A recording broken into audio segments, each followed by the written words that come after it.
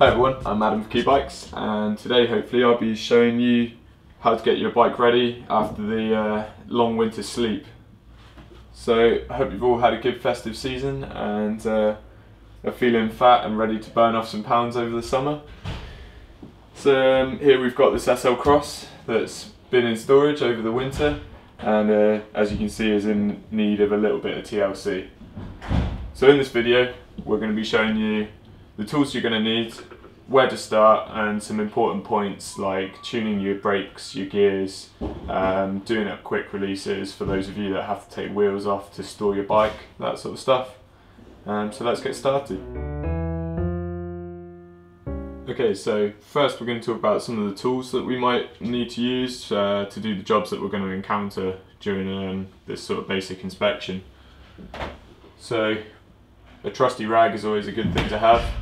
Wiping down the areas you're going to be working on, make sure that they're clean, helps you to see if there's any cracks or chips that need addressing.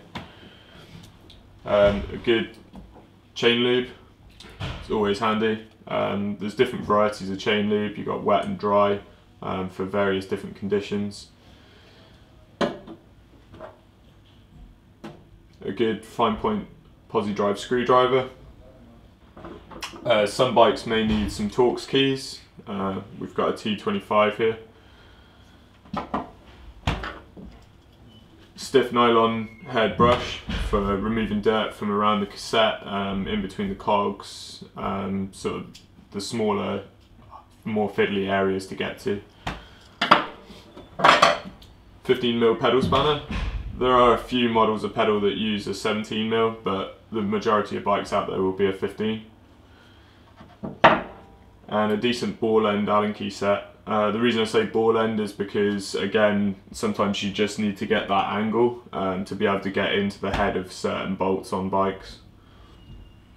And last but not least, a good size pump. I mean, you can use just your hand pump if you want, but you're going to be there for a while, so we tend to use track pumps. Okay, so a good starting point for any regular maintenance is to give the bike a good inspection first. Sort out where exactly the bike needs work and what jobs need doing. So what I normally start with is checking the tension of all the bolts, checking for any wear, anything more than surface rust. Ideally, when you put the bike in for storage, you should have popped a little bit of oil in the heads of the bolts to stop them gaining surface rust, but I understand that not everyone does this. So you just go around inspecting all the bolts, inspecting the parts, starting with sort of like the front end of the bike and working your way back. As you can see here, most of the bolts on this bike are in good condition. They've obviously been greased before they were put away to bed. And you can just take your Allen key and just check all these bolts for tension. Now, you don't need to eat a can of spinach and get like Popeye on these bolts. You don't need to tighten them as strong as you can. Just nip them up if you feel any play in them. A lot of people will be over tightening bolts, shearing heads, rounding them off, that sort of thing. Especially if the bolts are old, you don't want to be putting too much force into that.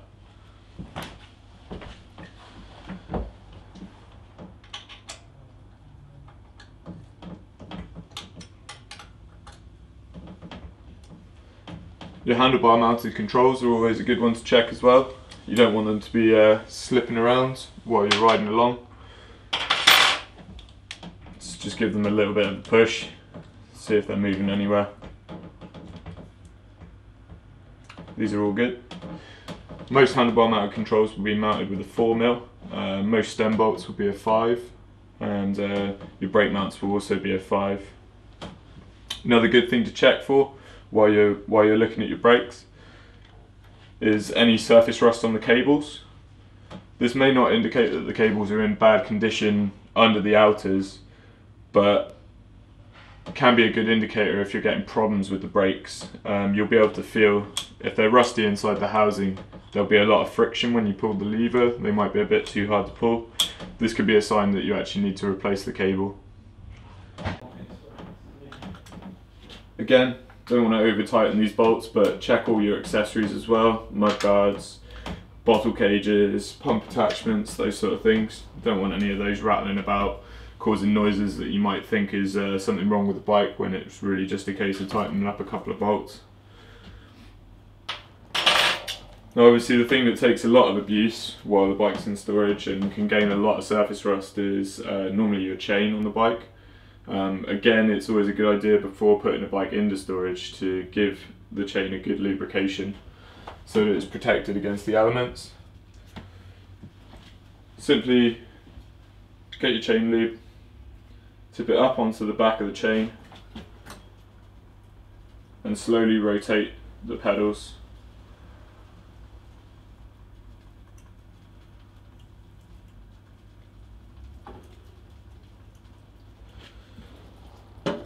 Once you've done that, you want to take your rag, get a nice flat piece so it doesn't get caught up in the chain, hold it around the chain, and again slowly wind it through just to take off the excess oil.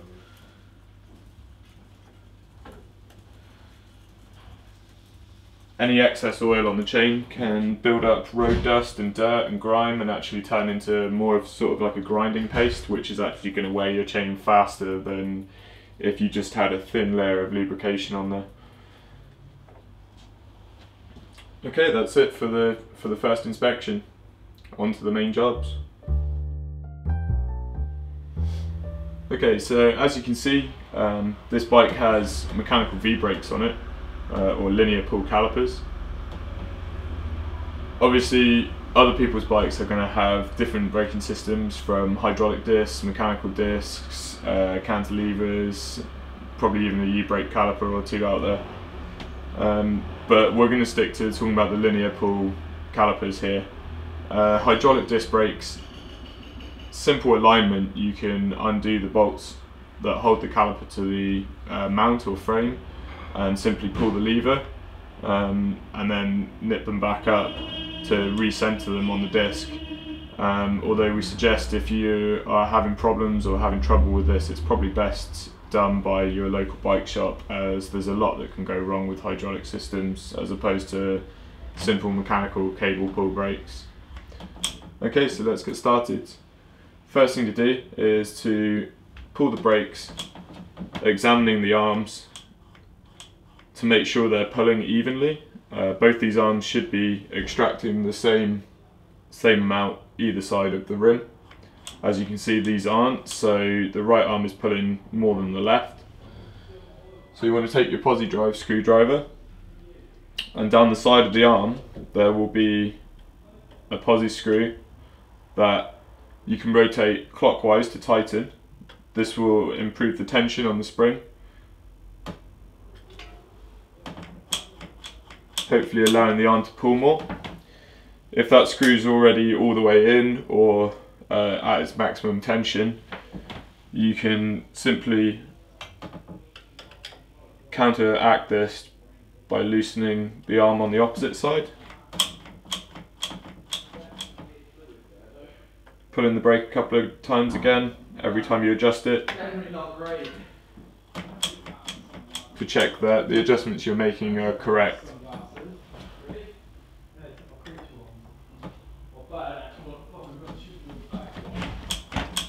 So there we go, the arms are pulling more evenly now and the wheel is spinning freely. Other problems that you might get with these types of systems is if the cables are rusted inside the housing, or the outer is corroded, as there's a nylon liner inside these outers that allows the cable to run freely, then you might need to replace the cable. If you're not confident with doing this, we suggest it's probably best to take to your local bike shop for that kind of job. Next thing to look at on this type of brake is obviously your brake pads. You want to make sure that they're not overly worn or loose. With these ones, these are a cartridge pad type design, which means you can literally just replace the braking surface as opposed to replacing the whole pad. So you want to pinch the arms of the caliper together to release the cable, thus allowing you to be able to see the actual braking surface of the pad. Many of these types of V-brake pad will have a wear indicator line on them. You want to make sure that the pads aren't worn beyond or close to this line. If they are, we suggest you have the pads replaced by a professional mechanic.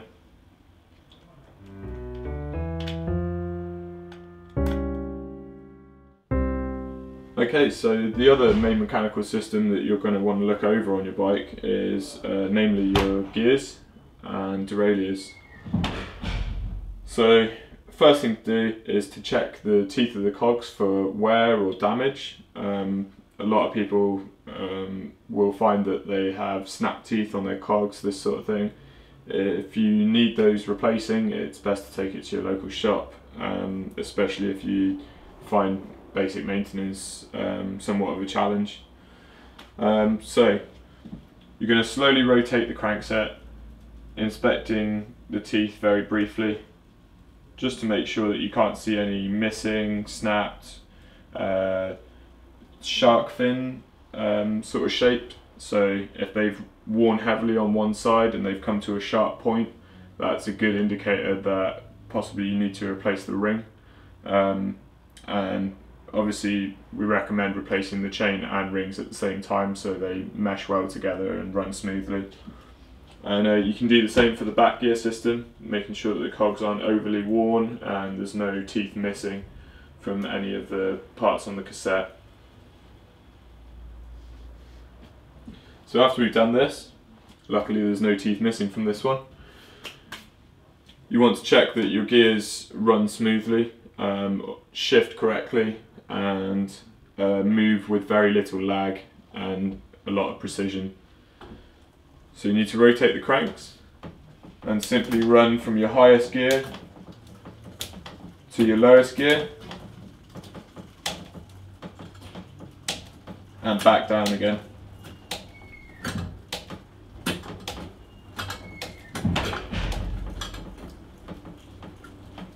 Okay, so that was the rear. And then if we move back to the center gear of the rear cassette,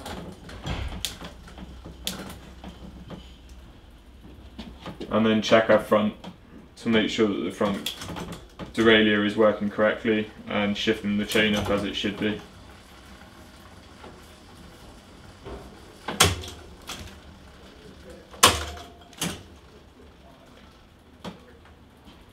Okay, so our front derailleur is working correctly and our back is moving a little sluggishly, a little slowly, and the limit screws are out on the inside gear or lowest gear. Your limit screws are what prevent the derailleur from travelling too far in either direction and throwing your chain either off the outside of the cassette or off the inside onto your spokes. They're normally located on the rear of the derailleur and are labelled with an H and an L, which stands for high and low. So if we move on, and I'll show you how to use these and adjust them. Okay, so the first problem I want to address on the rear gears here is the problem with the chain flipping up too high on the lowest gear, so that it doesn't get thrown off into the spokes and cause any damage to the wheel. So if I just flip up through the gears here, you can see it's picking up off the insides. Now what this means is that you need to adjust the limit screws. So as I said, there's two limit screws on the rear of the derailleur. There's a high and a low. The low refers to the lowest gear or easiest one to pedal in. So we're talking about this biggest cog here. So that's the one we need to adjust. Similarly, if it's falling off the inside of the smallest cog or the highest gear, you're going to need to adjust the highest one in the same fashion. So you want to take your posi drive screwdriver, slot it into the appropriate limit screw, and you want to turn it clockwise to push it in. This will then prevent the derailleur from moving further than it should do.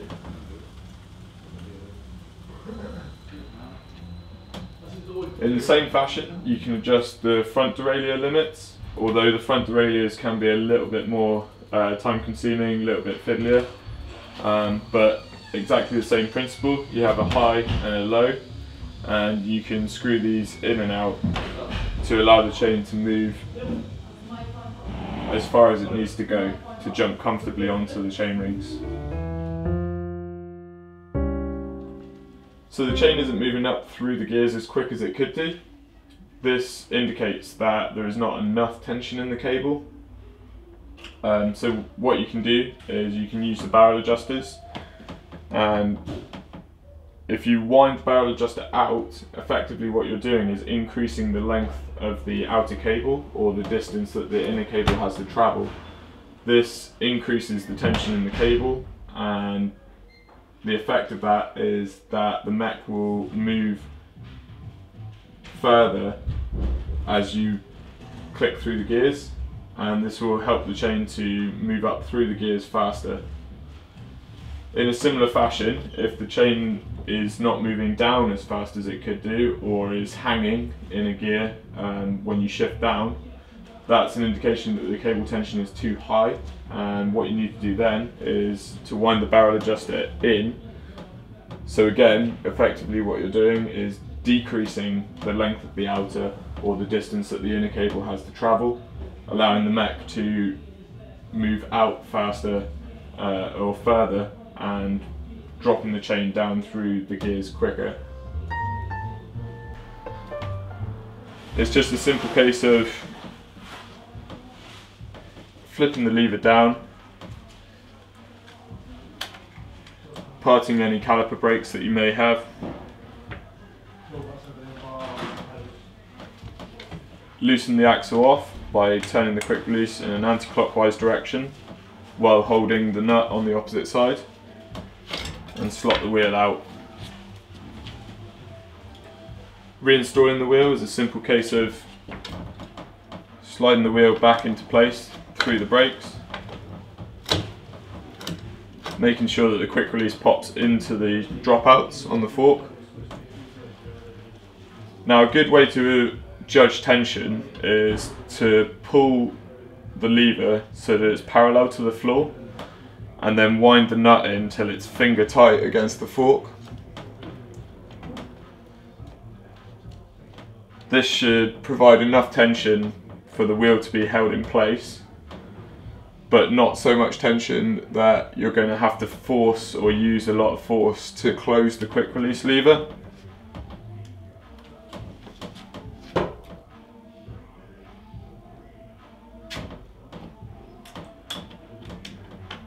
Refix the caliper, and there you go. Okay, so next we're going to talk a little bit about tyre pressures. For the majority of people, you will have a tyre pressure written on your sidewall with a minimum and maximum pressure.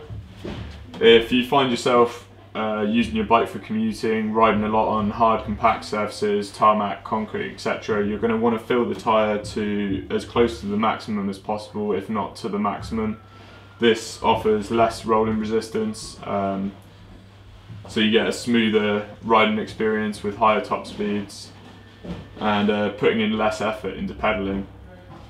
If you've got fragile wrists, or you're not too keen on feeling the bumps in the road, you can bring the pressures down closer to the minimum end. This will absorb more impact, and but will result in lower top speeds and more rolling resistance. There's two main types of valve. There's the Schrader valve, which is the sort of fat car type valve, and there's also the Presta valve, which is the long, thin valve, often referred to as a racing valve. Prestas are normally found on higher pressure tyres and tubes, road bikes, that sort of thing, but are also used on mountain bikes and DH bikes, etc. They require different types of connector on your pump, but a lot of pumps come with what they call a smart head, which can adapt to either type of valve.